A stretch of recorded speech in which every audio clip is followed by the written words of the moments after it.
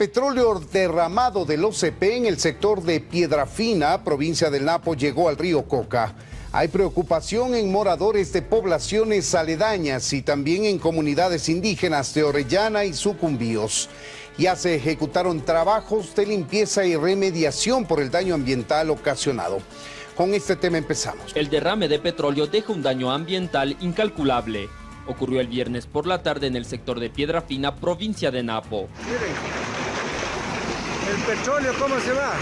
Imágenes aéreas muestran el impacto ambiental ocasionado.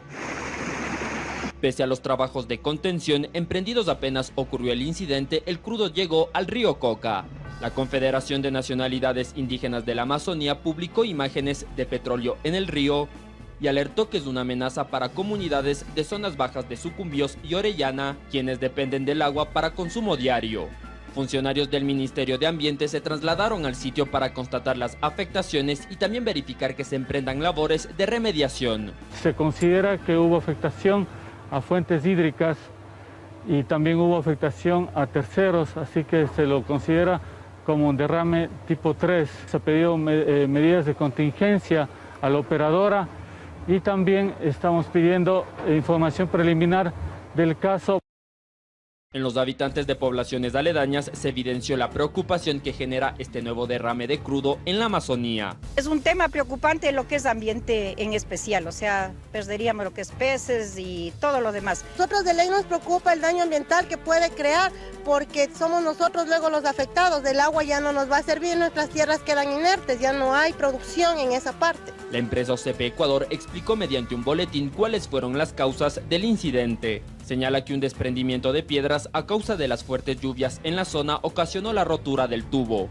En ese sector los derrumbes son comunes por el proceso de erosión regresiva por el que atraviesa el río Coca. De hecho, ese fenómeno natural ha obligado a construir una séptima variante del oleoducto. Para la experta ambientalista Alexandra Almeida de Acción Ecológica es necesario investigar lo sucedido. Hacer un análisis del tramo del oleoducto que se rompió, porque según versiones de gente que estuvo ahí, no es una sola rotura, son varias, incluso hablan de 7 pequeños huecos, bueno, algunos grandes, que se dio en el oleoducto. Todavía no hay un balance del daño ambiental ocasionado ni la cantidad de barriles derramados. Además, se han tomado medidas para mantener el proceso de recepción de crudo y así no afectar el transporte de hidrocarburos ni las exportaciones. Mientras tanto, en la provincia de Cotopaxi, en la Sierra Central, la crecida del río Pílalo tras intensas lluvias provocó el cierre de la vía Pujilí-La Maná. Ahí tienen ustedes las imágenes, amigos. Estas imágenes son publicadas o fueron publicadas en redes sociales y muestran cómo la fuerza del río destruye casi por completo la carretera en el sector de El Edén. Además, se han reportado deslizamientos de tierra en otros tramos e inundaciones en comunidades de otros sectores de la provincia de Cotopaxi. Se recomienda la utilización de la carretera Aloac-Santo Domingo como vía alterna. El puente tiene una altura de al menos 15 metros. Y en Guayaquil las clases presenciales se retomarán este lunes. Tras la disminución de contagios, el puerto principal regresó al nivel de alerta 2 frente a la pandemia. Guayaquil pasa nuevamente al nivel de alerta 2 frente a la pandemia. Esta decisión se tomó este domingo tras la sesión del COE cantonal de la ciudad, pues han indicado que hay una reducción, una disminución en los contagios en el puerto principal. El cambio de alerta implica el aumento de aforo en establecimientos públicos. Esenciales y no esenciales con ambientes cerrados al 50% y abiertos al 75%. Con horarios de atención hasta las 2 de la mañana. En cuanto a las entidades bancarias, en donde retornan al 100% de aforo por motivos específicamente de seguridad. Como señalamos, esta decisión se da tras el anuncio de disminución de contagios en la ciudad, menor número de fallecimientos y menos ocupación de camas en los hospitales en cuanto a pacientes con COVID. Bajó de 19 fallecidos por día en la semana anterior a 14 fallecidos por día en la actual semana. Y en cuanto a camas de hospitalización para pacientes con COVID, disminuyeron de 485 a 368. En cuanto a UCI, de 280 camas ocupadas el 25 de enero a 224 camas. Tras las decisiones del COE cantonal, en Guayaquil, a partir de este lunes, se va a poder retornar a las clases presenciales. Siempre y cuando cumplan las medidas de bioseguridad y tengan los procesos de PISA aprobados. Queremos hacer notar de que hay muchísimas unidades educativas con problemas en infraestructura justamente, en donde no hay las condiciones sanitarias adecuadas. Se habían clausurado 9 establecimientos educativos, los cuales pues ya se ha informado al director de Justicia y Vigilancia para que haga los procesos respectivos de levantamiento. A partir de este lunes, el Ministerio de Salud emitirá una versión más pequeña del certificado de vacunación con el código QR para que los ciudadanos lo puedan imprimir o portar en su teléfono celular. Expertos consideran que el código QR por sí solo no es una garantía y explican los datos que este debería contener.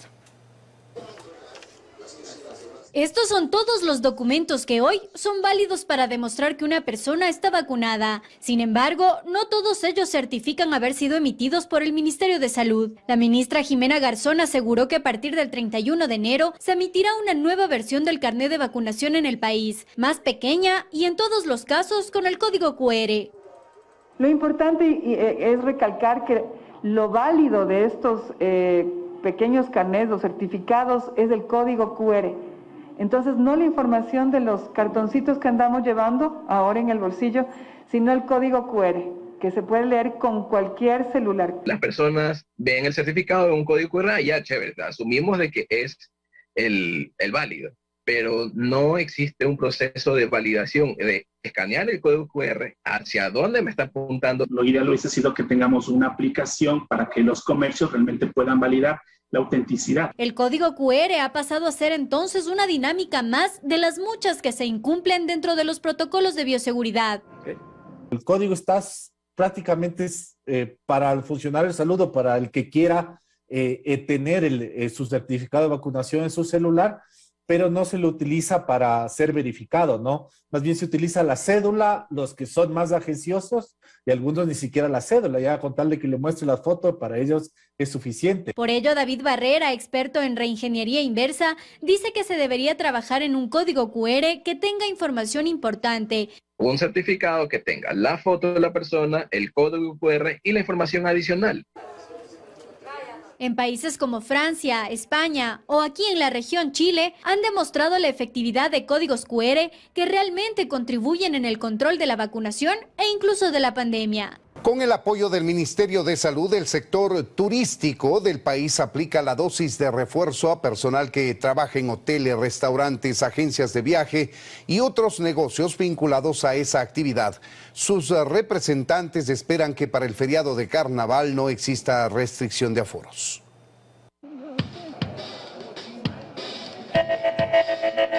La pandemia ha frenado las visitas a estos paradisíacos sitios que tiene el Ecuador. Para el sector turístico, el repunte de casos de COVID registrado en este inicio del 2022 es un duro golpe en sus aspiraciones de reactivación. Jofre Echeverría, uno de los representantes del sector, explica que los nuevos contagios obligan a los ecuatorianos a permanecer en casa y no visitar los atractivos turísticos. 2022 viene otra ola que nos ha complicado mucho, que otra vez la gente se está cuidando, la gente se está guardando.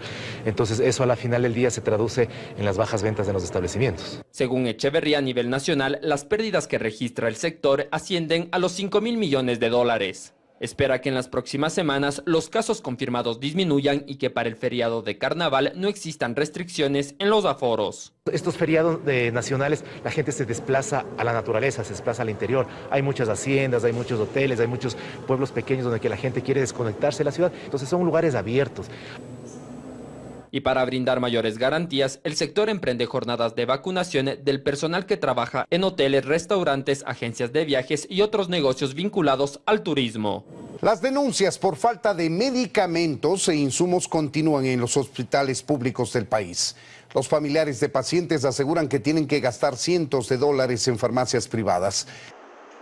Al llegar a los exteriores de los hospitales públicos de Guayaquil y conversar con los familiares de pacientes, las historias vuelven a ser las mismas de siempre. No hay medicamentos. Todos hay que comprar, todos los remedios, todo. Hay muchas personas que no tienen para pagar y los medicamentos son bastante caros allí. Así lo cuentan en los exteriores del Hospital del Niño Francisco de Casa Bustamante. Con todo ya gastando con más de $200. Recorrimos los exteriores del Hospital de Guayaquil, Abel Gilbert Pontón, y el escenario se repite. Familiares de pacientes aseguran que gastan cientos de dólares en farmacias externas particulares, pues los medicamentos no los encuentran al interior del hospital. No hay, dicen que no tienen, entonces uno sale a buscar afuera. Llavecita de 3 vías, no hay. Una vía para el suero, no hay. Todos tenemos que comprar afuera. Es Donald Trump mirando al 2024 y ya con planes en mente, como perdonar a los atacantes del Capitolio, más de 50 ya condenados y 700 acusados por el Departamento de Justicia. We will treat those people from January 6th fairly. We will treat them fairly. And if it requires pardons, we will give them pardons because they are being treated so unfairly. Lo dijo frente a simpatizantes en Conroe, Texas, donde 7 de cada 10 votaron por él. Pero su promesa no fue bien recibida por todos en su partido. Los atacantes deben responder, para eso existen las leyes, respondió este gobernador republicano.